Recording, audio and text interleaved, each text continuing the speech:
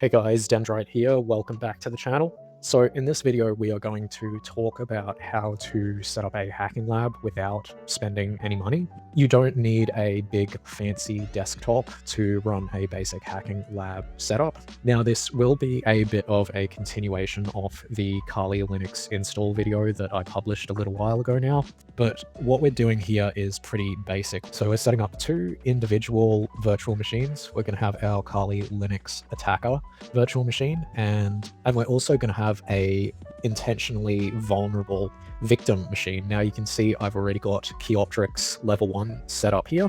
I'm actually going to install the DVWA, or Damn Vulnerable Web App. We're going to create a specific subnet for these two virtual machines to run on, so they'll effectively be on the same network, so then you can attack that vulnerable machine from your Kali Linux virtual machine. But just to show you the end result of what we're trying to achieve here, because I've already got Keyoptrix level 1 on this dedicated CTF network, what we want to do here is have both of the machines, or however many machines you're using, running on the same NAT network. Now I've created a NAT network here called CTF network, and I'm going to show you how to configure that in just a moment. But I really just want to show you the machine settings for both my attacking VM and my victim machine, just so you can see that those two are on the same network. What you want to do here is go over to File, Tools, and then go to Network Manager.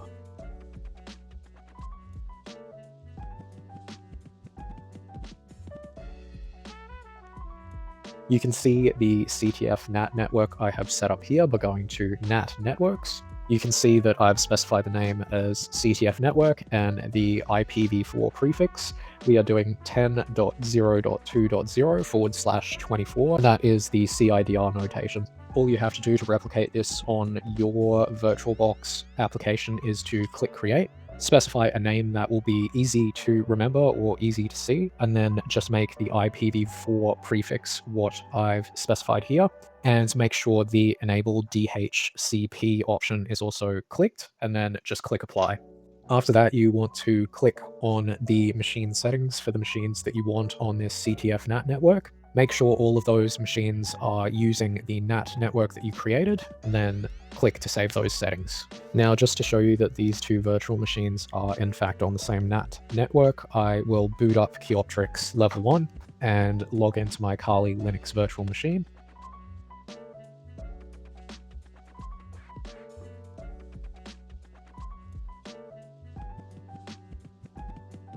And then after I sign into my Keyoptrix machine with the credentials John for the username and the password to cows2, and this is from TCM Security's Practical Ethical Hacking course. They have these machines available for free, so you can get this particular Keyoptrix machine for free. All you have to do is go to YouTube and look up TCM's free hacking course, and they'll provide a link to download these virtual machines. But because this Keyoptrix machine is quite old, we don't have access to ifconfig or IPA or any of those other commands to find out our IP address. So upon logging in, what I'm going to do is just ping a random DNS server. It doesn't have to be a valid DNS server either, but what you'll notice here is that when we ping that server, we can see our IP address, which is 10.0.2.10. Now, obviously, coming back to our Kali Linux virtual machine, you can run ifconfig or IPA to find your own IP address. But what I'm going to do now, just to show that we're connected to the same network, is to just run a quick Nmap scan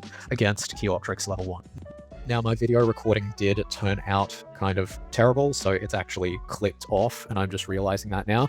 But we can see at least here that the Nmap scan was in fact successful, and so we've got our virtual hacking lab, or at least the beginnings of a hacking lab, set up with Keyoptrix and Kali Linux. What I'm actually going to do now is set up an entirely new virtual machine for the DVWA. So we're pretty much just repeating the same process that we've done with both of these machines, except I'm setting this VM up from the ground up. So I'm going to create a new machine here, going to specify that it is the DVWA, and I navigate over to the OS images that I've downloaded. So I've downloaded an ISO file for this. You can see that it automatically sets itself to Linux for the operating system type, and it's an Ubuntu 32-bit machine.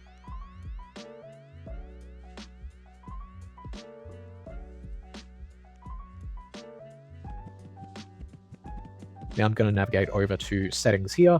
I'll leave the virtual hard disk and host resources as they are. You can configure those if you want to, but this is a tiny virtual machine. It doesn't need a lot of physical hardware resources. So similar to what we did before, I'm going to select NAT network and specify the CTF network that we created just before, and then I'm going to start the virtual machine. Just going to confirm the default credentials for the DVWA, and we can see that's username, admin, and password as password.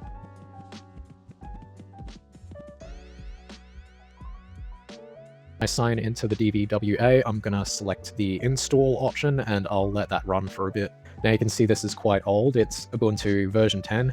You're unlikely to come across a server running this version in the wild, but like I said, this is just for lab purposes and testing purposes. And because this is a bit of a newer machine, we can use the IPA command and we can see our IP address there. So 10.0.2.4 for this CTF NAT network.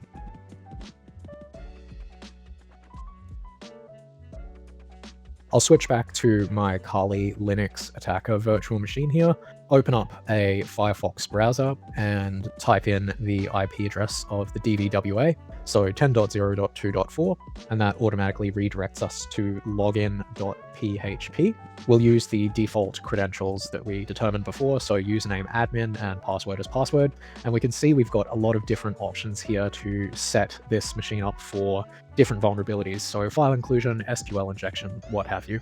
I'm going to run an Nmap scan against this machine just to see what we've got available, but as far as this video goes, that is the end of the video, everyone, so you now know how to download ISO files and set up a virtual network that you can hack on. As always, everyone, like, comment, subscribe. I'll have more videos like this coming in future, so I'll see you in the next one.